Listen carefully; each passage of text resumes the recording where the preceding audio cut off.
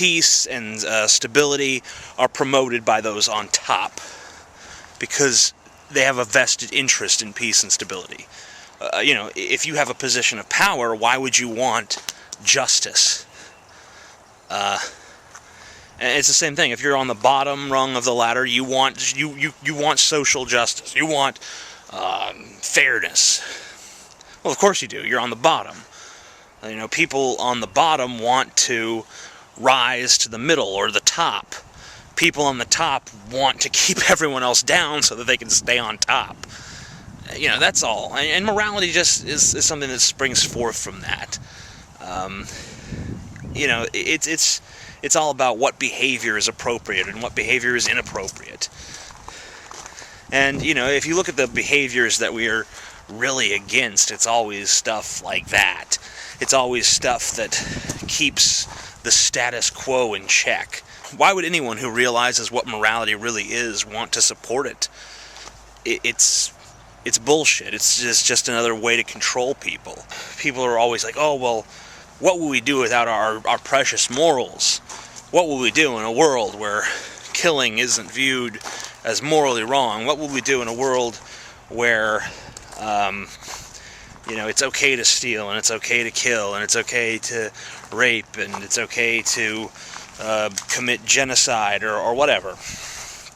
Don't we already live in that world? You act like a murderer has ever been stopped from killing someone by some great moral realization. We understand this sort of thinking when it comes to the state killing people. We understand, if the Japanese invaded America tomorrow and said, this is going to be our country now, and we went to war with them and killed them, everyone would understand it. No one would say anything of it. But when one drug dealer encroaches on another drug dealer's territory and there's a gang war, it seems like people all of a sudden forget about the idea of territory, and they think it's ridiculous. Oh, it's absurd, these idiots killing each other over a block of land. Like no one, like that isn't the story all throughout human history. Like that isn't the story to this day.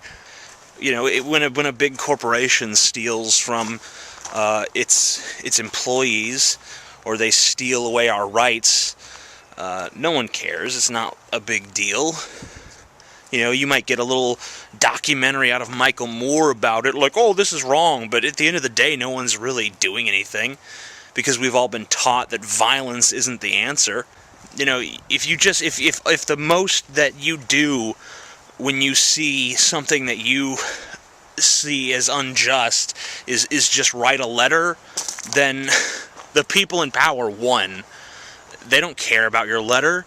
They don't care about 1,000 letters. The only thing they care about is when you take to the streets with your guns and your knives and your axes and your pitchforks and your torches. That's what they're worried about. They're not worried about your little letter-writing campaign. They're not worried about some petition. Ooh, we're going to petition you. We got like 50,000 signatures. Yeah, that'll be really good. I mean, they'll use that to heat their houses. Yeah, that's going right in the furnace. They don't care about that. Why should they? You've made millions of dollars off the backs of the middle class. Let me ask you this about the middle class.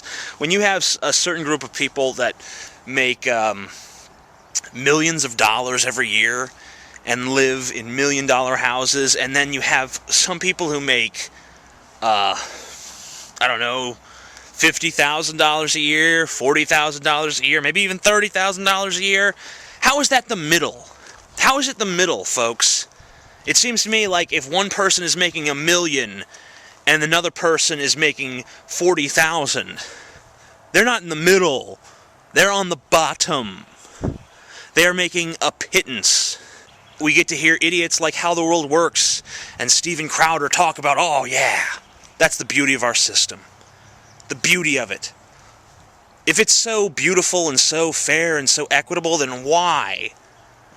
Why do most of us live in squalor? Not squalor compared to the third world, obviously. As a society, we do better, but why do we live in squalor compared to the truly successful, the truly rich? You want to tell me that capitalism replaced serfdom? I don't think so. Maybe it made the peasants have a higher standard of living for a little while, but we're still peasants. They still view us like that. Going off on a few different tangents here now, but bringing this whole thing back to morality. Prohibiting murder doesn't stop murderers.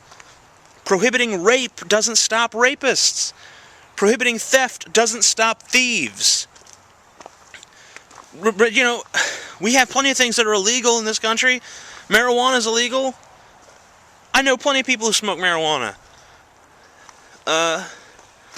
You know, alcohol was illegal. You know, during the Prohibition era in the United States in the 1920s and I think a little bit of the 30s. It didn't stop people from drinking. The Kennedys, the Kennedy family, made their fortune bootlegging liquor. Prohibition has never worked. Law has never stopped anyone. When I am out and on about and I see someone who I think is a complete douchebag, who probably deserves to die because they conduct themselves like an evil and petty buffoon, you know, it's not the law that stops me from killing that person. I might think it is, if I look at the situation primitively, but I think I realize, ultimately, that I just don't want to be responsible for that.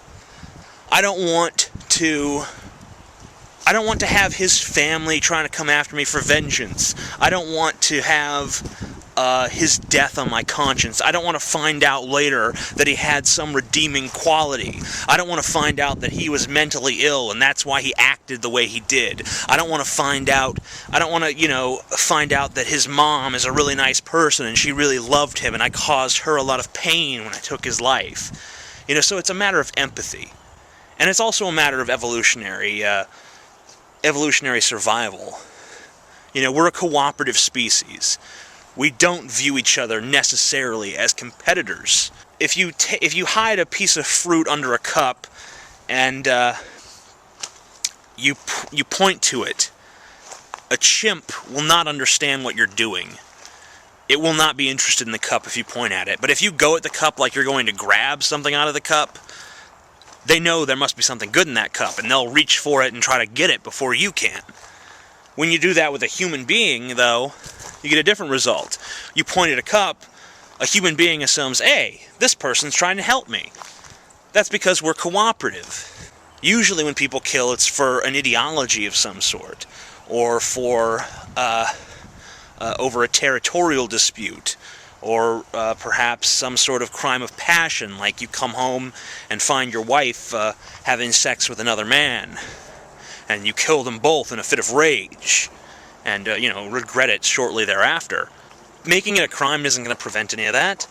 If someone is compelled to kill, they're just a serial killer, some kind of psychopath that just, has an insatiable bloodlust, they're not going to think about the consequences of that.